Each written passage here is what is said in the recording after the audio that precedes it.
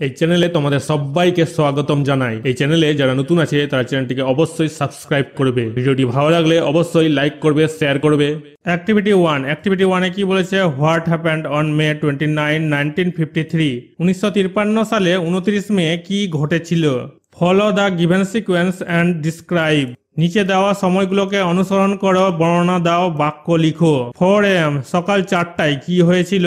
Hillary and Norgay awake and got ready for their climb. Hillary এবং নর্গে জেগে ওঠে এবং তাদের আরোহণের জন্য প্রস্তুত হয়। 6:30 AM সকাল 6:30টায় কি হয়েছিল?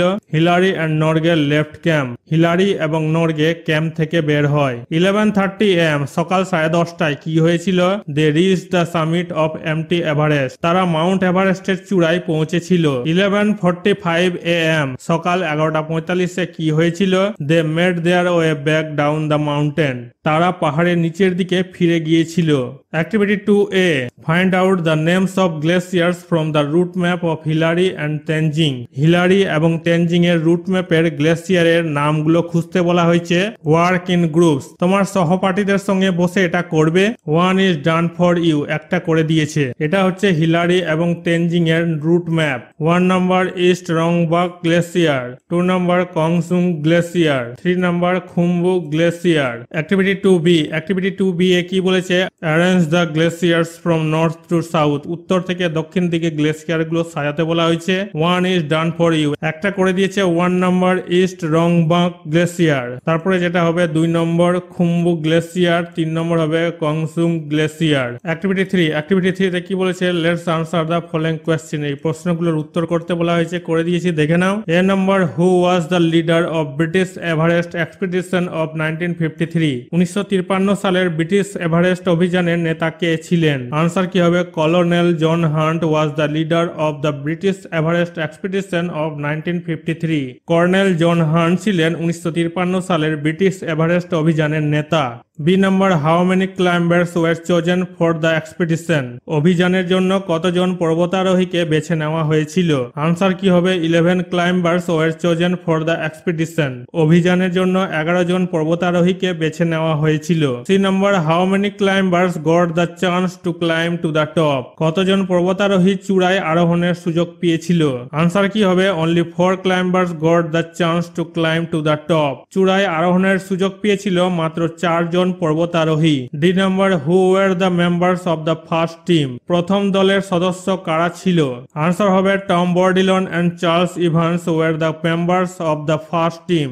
টম বর্ডিলন এবং চার্লস ইভান্স প্রথম দলের সদস্য ছিলেন। অ্যাক্টিভিটি 4 এ কি বলেছে? Let's complete the following sentences. এই সেন্টেন্সগুলোকে কমপ্লিট, সম্পূর্ণ করতে বলেছে।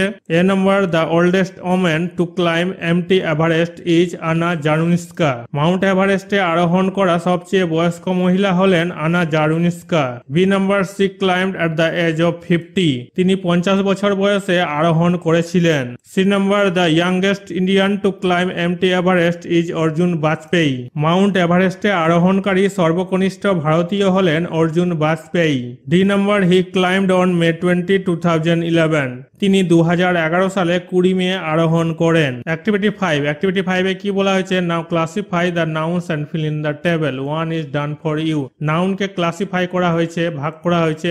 Name of person, name of place, name of things. Person মানে ব্যক্তির নাম, প্লেস মানে জায়গার নাম, থিং মানে জিনিসের নাম। তো এখানে লিখে দেওয়া হয়েছে, দেখে নাও। অ্যাক্টিভিটি 6 এ কি বলেছে? Let's classify the following words in common nouns and proper nouns. Common nouns হচ্ছে সাধারণ নাম, প্রপার নাউন্স বিশেষ নামকে বোঝাচ্ছে। কমন নাউন, প্রপার নাউন ভাগ করে বসিয়ে দেওয়া হয়েছে, দেখে নাও। অ্যাক্টিভিটি 7A কি বলা হয়েছে? Let's identify the words signifying masculine and feminine gender in the passage. এই প্যাসেজটাতে ম্যাসকুলিন আর ফেমিনিন জেন্ডার খুঁজতে বলা হয়েছে। ম্যাসকুলিন জেন্ডার মানে হচ্ছে পুংলিঙ্গ, পুরুষের ক্ষেত্রে ব্যবহার হয়। ফেমিনিন জেন্ডার মানে হচ্ছে স্ত্রীলিঙ্গ, স্ত্রীর ক্ষেত্রে ব্যবহার হয়। এখানে আমি আন্ডারলাইন করে দিয়েছি, দেখে নাও। কিং হয়ে যাবে কুইন, পিকক্স হয়ে যাবে পিহান, গুজ হয়ে যাবে গ্যান্ডার, বিজ হয়ে যাবে ড্রোনস। অ্যাক্টিভিটি 7B এ কি বলা হয়েছে? Write the masculine gender with the corresponding feminine gender in the table.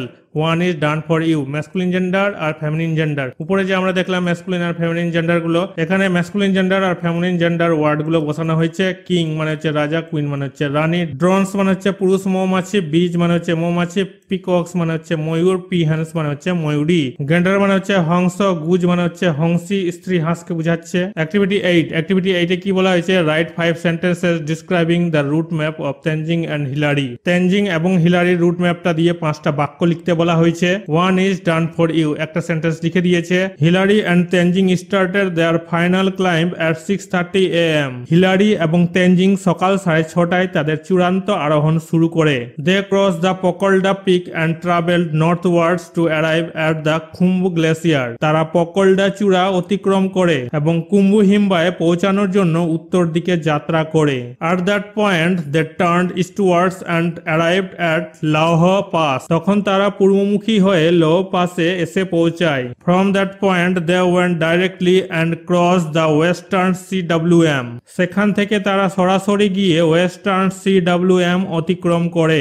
At that point they turned north and arrived at the southern summit। সেই সময়ে তারা উত্তর দিকে ঘুরে দক্ষিণ চূড়ায় এসে পৌঁছায়।